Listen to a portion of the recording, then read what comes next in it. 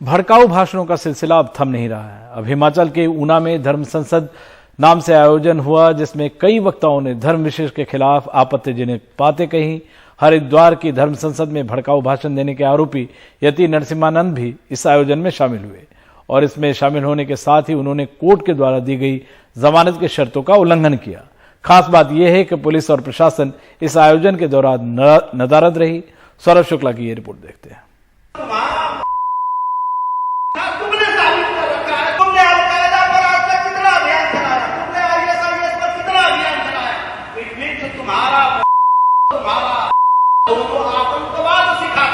अगर आपको कोई बिच्छू दिखाई देगा, सांप दिखाई देगा, आप इंतजार करोगे कि वो आपको काटेगा, आप उसे तब मारेंगे, आप उसे देखते ही मार देंगे।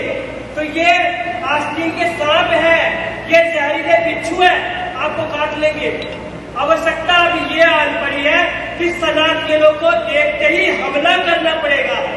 मैं तो कहना चाहता हूं केवल 7 साल के बाद जैसे भारत का प्रधानमंत्री मुसलमान बनेगा, भारत अखंड होना शुरू हो जाएगा, क्योंकि भारत के अखंड होने की बाधा एकमात्र ये हिंदुओं की आबादी है।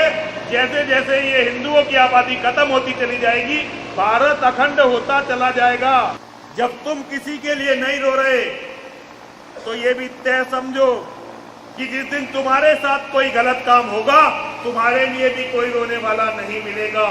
जिस पढ़ा करके आज मुसलमान अपने आप को जिहादी और संगठित और कत्लेआम मचा रहा है, वो बेसिकली वो किताब उनकी है ही नहीं, उनके साथ भी छल कपट किया गया।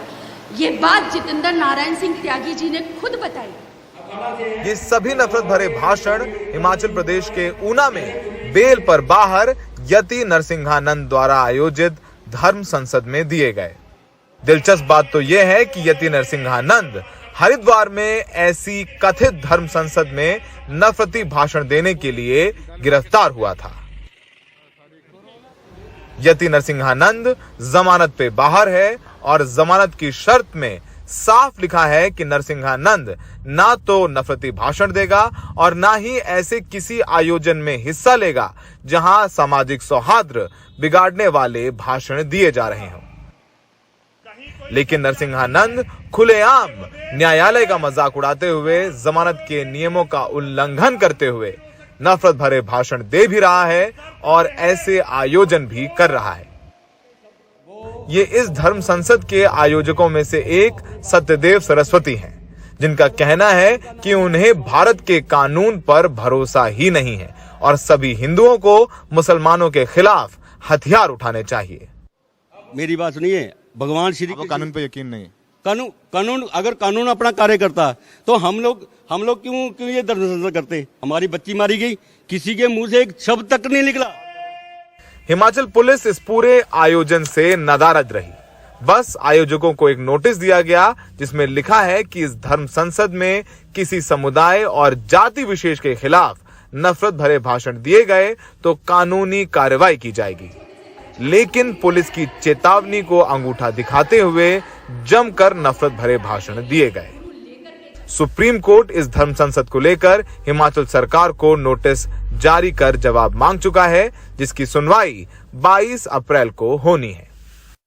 प्रशासन को पता है कि इस धर्म संसद की जानकारी सुप्रीम कोर्ट को है, फिर भी धर्म संसद में एक भी पुलिस वाला मौजूद नहीं था। जबकि जवाब देना है प्रशासन को कि इस धर्म संसद में क्या हेट स्पीचेस, नफरती भाषण दिए गए या नहीं। ऊपर से प्रशासन पत्रकारों से पूछ रहा है कि क्या नफरती भाषण दिए जा रहे हैं। तो सोचिए कि प्रशासन कितना ढील दिए हुए है। हिमाचल प्रदेश जो शांत रहा है, वहां भी नफरती भाषण दिए गए, खुलेआम अदालत का मजाक उड़ाया गया। सहयोगी पवन कुमार के साथ ऊना से सौरभ शुक्ला, NDTV इंडिया।